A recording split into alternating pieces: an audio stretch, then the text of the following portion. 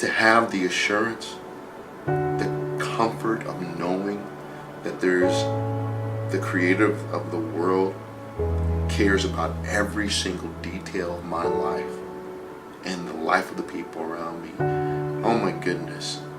It's the platform of the ministry in which I stand. An exclusive interview with author and national speaker Kevin Pringle coming up next on the One Shot, One Life show, episode 4. Welcome to the One Shot, One Life show, helping you win with money, people, faith, work, health, and sex. We share principles to help you stop worrying and start winning. I will not waste my life watching the world go by. I've only got one shot, one life. And now, welcome your host, national speaker, successful business owner, author, personal coach, husband, and dad, Doug Fitzgerald. Welcome to the One Shot, One Life show. I'm Doug Fitzgerald, and I'm so thankful that you've joined us. Now, before we jump in, I want to quickly encourage you to like us on Facebook and subscribe to us on YouTube. You can find all of those links right below. Plus, we have an exclusive free download that you'll definitely want to get. I'll share more about that in just a minute.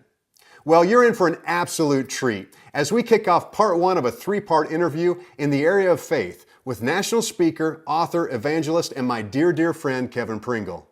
I've personally known Kevin for many years, and he has had such a rich and deep impact on my life and so many others around the world. Kevin's been married for over 22 years to his amazing wife, Beth. They have 4 great kiddos, and a couple of years ago, he entered into the world of being a grandpa. Now, a quick disclaimer. This interview was shot over 5 years ago, so if you see me with some thicker, darker, and more style and hair, now you know why. Also, we've created an exclusive free download for you, directly related to this interview. It's a PDF with 15 key points of wisdom from Kevin, along with 3 powerful action steps. You'll love it, and it's free, and you can find the download link right below.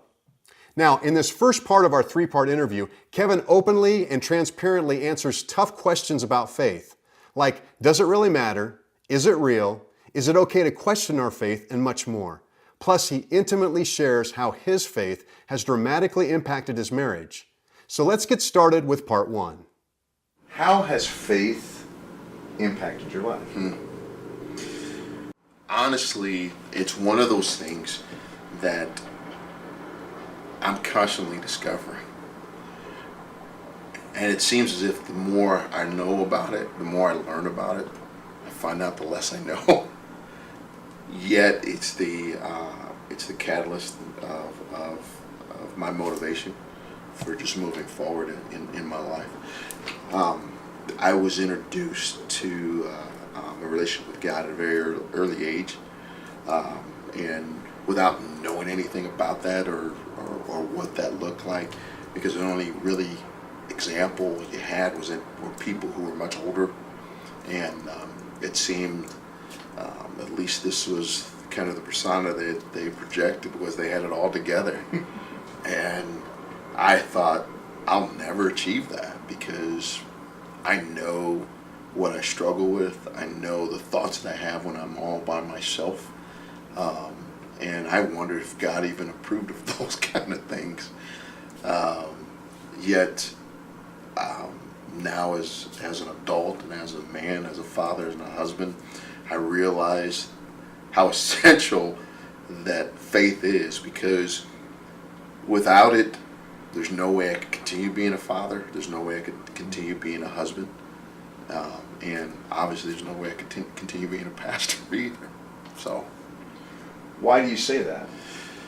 Why couldn't you continue on without faith? Faith is what allows me, and it's really, honestly, it's really hard to talk about faith without talking about it personally. Mm-hmm. And I'm not just talking about me and what I've experienced, but I'm talking about, I don't want to talk about faith as an enigma that is just something out there. Right. I'm talking about faith in an actual person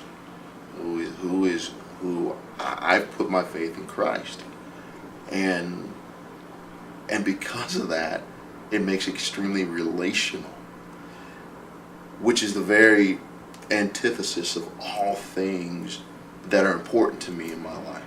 And so that allows my marriage to make sense. It allows my connection with my children to make sense.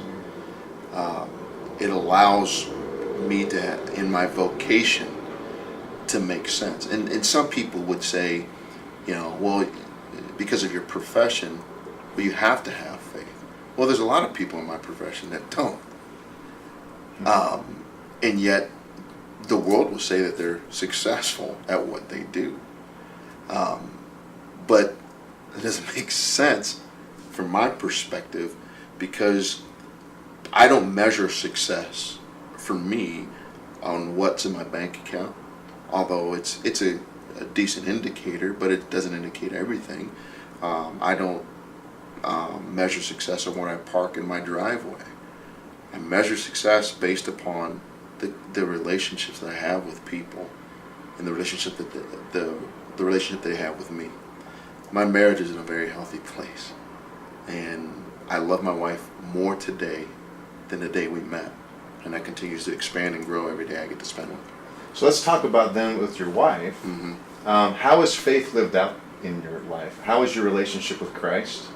What does that look like in your everyday life? How does it make your relationship with your wife better? Because trust me, many of us are like going, man, I want my relationship with my spouse to be better, but I don't know what to do. Right. Right. There's a lot of complexities with that, and as you're asking that question, I'm deciding which one I'm going to share. In particular, with my wife. As I said earlier, faith was introduced to me at a very early age.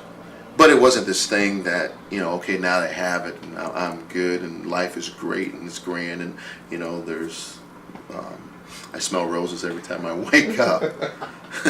You don't? No. Oh, Life, in a sense, has gotten a lot harder, it seems, at times. It's been a series of peaks and valleys. And emotional setbacks, and even emotional triumphs. And there's times where I didn't want faith to even matter to me. There were times in my life, especially before I met my wife. And so as a result of that, there's a lot of people that I believe have been wounded as a result of my connections with them. And I was wounded myself. And that was the reason why I wanted to walk away from all that, because of the wounds and the scars that I bore. And I realized when I met Beth that I only wanted to get married once, and I wanted it to be for a lifetime. But I didn't think I was capable of being able to commit to something like that on my own strength and on my own devices. So I knew I was going to need help, and it wasn't just going to come from my wife. It had to come from something bigger than me, and so I had to look to Christ to help me find a center, and be able to, when those times get tough and you feel like pulling apart, and you and your wife just aren't clicking on all cylinders. Where's my center? What's going to bring me back to all that? I get an opportunity to do a lot of weddings, and I know when I'm sharing this during the exchange of vows, it's very unique, and to the couple that I'm sharing this with, well, now it's going to seem like, he says that to everybody. But now it's going to be out. Yes. But it holds true. I use the analogy that marriage is like a braid. If you look at a braid, on the surface you'll see a couple strands that are woven together. But underneath that is one strand that's invisible, that actually holds those two strands together. And I equate that third strand, that invisible strand, to God. God is the thing that holds my marriage together. Because let's face it, when you come into a marriage, you're coming from your own experiences. you're coming in from your own reference points and you're trying to mesh those two things together. And you don't always agree. You don't always get it right. I mean, let's face it. When we got married, my wife and I got married, I knew how to do things right, and Beth did it her way. Is that the time where you go cut? I'm joking when I say that, obviously. But that's what you think. You think you figured it out and they need to adjust to you, and that doesn't work that way. But what happens when, you're not figuring out that adjustment and you're just kind of accommodating one another? Well, that sooner or later, that's going to get old. And then you're going to have to figure out, how am I going to be able to grow and mature beyond this point? And is it okay? Is this really a non-negotiable in my life that I need to hold on to? Or is it something I can let go for the sake of the one that I love? And having God at the very center of our lives. And we made 3 promises before we got married. The first one was this, that we would never go to bed angry. The second one was that we would never, ever consider divorce as an option. And the third one, and that no matter what happened, that it was never going to be a part of our conversations. That however frustrating life got for us, we were always going to figure out a way to work it out. The third thing was this, and it's the most important because it makes sense of the other two, was that we were always going to do our best to allow God to be at the very center of our lives. So, when you talk about that then, you talk about giving up part of yourself to show the love and build that relationship with the other. It sounds like your relationship always isn't 50-50. And I'm assuming that somewhere in there, if you're not getting your way, or you know that your way's getting in the way, that there's got to be something else that you're driven by to allow you to give up some things. Right. Does that make sense? Absolutely. So what is that? It's interesting, use the 50-50 fraction or whatever you want to call it. And anything else we do in society, we never talk about giving 50 or letting go of 50, do we? When it comes to work, sports, whatever the case, we always talk about either giving 100 or 110%, which it's kind of foolish, but whatever. We always talk about giving 100. If you're saying 50-50, you ain't counting high enough. That plain and simple. Because it's 100% of who you are, 100% of the time. I'm obligated to love my wife as Christ loved the church. That's my obligation. Regardless of what my wife does. I cannot look at her and say, okay, I'm doing this now, you need to do that. That's not how it works. I need to give 100% of myself 100% of the time. Do we always do that? Well, no, because we're selfish. But that is what we're thriving for, and that's how we're striving. That's what we're trying to read. I'm trying to outserve her, and she's trying to outserve me. When you say Christ gave himself for the church, for people that may not understand what that means, yes. What does that mean? What do you mean he gave himself for the church, and then how does that translate to you giving to your wife? That's a great question, and I'll do my best to make this real simple. I know it's not easy. It's not, but it's the core of who you are. It's why you do what you do in your relationship. Absolutely. The foundation on which I stand is that God loves me so much that he became like me. What does that mean? That a lot of us kind of look at God as kind of this enigma, that he's unrelational, and that maybe if he does exist, he created all things, but he has nothing to do with us interpersonally. Well, that's just not simply true from what I believe. What the foundation on which I stand is that God not only created, but he's extremely active in who we are. And not only is he extremely active, he cares far more about us than we could ever care about ourselves. And he realized that we were in a very desperate state as human beings, a constant perpetual state that separates us from a love relationship with him. And what better way, and marriage is a perfect example of this, what better way to allow someone to know how much you care for them than to be empathetic towards them? And we know empathy in layman's terms means to put yourself in somebody else's shoes. So the God of the universe, who created all things, became a human being. That's incredible. I mean, that is absolutely insane. I mean, it blows me away that he would love us that much to do that. But he didn't stop there. He had the human experience, but because of the nature of who we are,